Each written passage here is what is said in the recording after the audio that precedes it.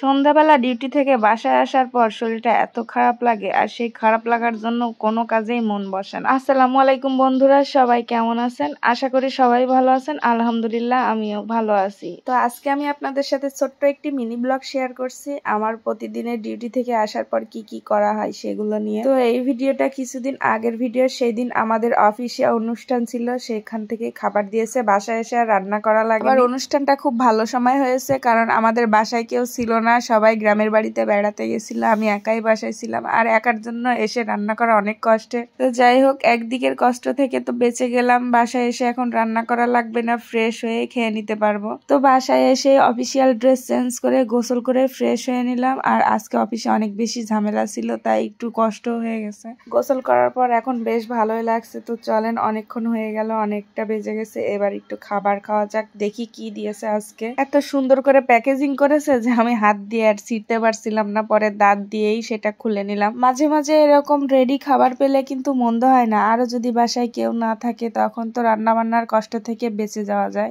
আজকে অফিসে অডিটের জন্য খাবার দিবে সেটা জানতাম, কিন্তু কি দিবে তা তো জানতাম না। বাসায় এসেই ফ্রেশ হয়ে যখন বাটির মুখটা খুললাম তখন তো মনটা একদম খুশি খুশি হয়ে গেল।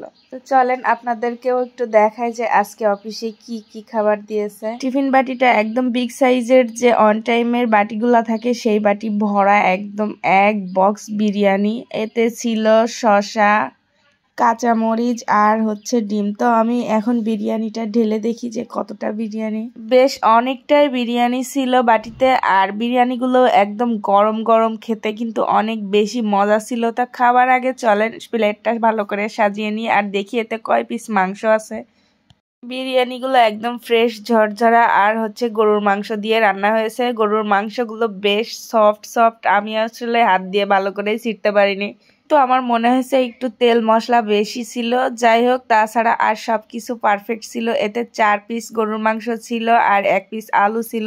তো মনে হয় না যে এতগুলো বিরিয়ানি আমি একা খেয়ে শেষ করতে পারবো, তারপরে আবার রাত্রে খাবারের প্লেট সামনে নিয়ে আর বেশিক্ষণ অপেক্ষা করতে না পেরে টিভিটা অন করেই চলে আসলাম খাবার জন্য। একা একা খেতে গেলে যেন কেমন কেমন লাগে, পাশে যদি টিভিটাও একটু বকর বকর করে তাও সময়টা ভালোভাবেই চলে যাবে, তাই টিভি অন করেই খেতে বসে পড়ে গেলাম। বিরিয়ানিগুলো খেতে অনেক বেশি মজা ছিল, তারপরেও আমি বেশি খেয়ে শেষ করতে পারিনি, কারণ এতটা খাওয়া আমার পক্ষে সম্ভব ছিল না, আমার পেটটা এত বড় না। তো অনেকক্ষণ ধরে ধৈর্য সহকারে আমার ভিডিও দেখার জন্য সবাইকে অনেক অনেক ধন্যবাদ। যারা যারা আমার ভিডিওটা দেখছেন সবাইকে অনুরোধ করছি আমার চ্যানেলটা সাবস্ক্রাইব করে দিয়ে আমার পাশে থাকবেন, সবাই পেজটাকে ফলো দিবেন। তো সবাই ভালো থাকবেন, সুস্থ থাকবেন, আল্লাহ হাফেজ এবং শুভরাত্রি।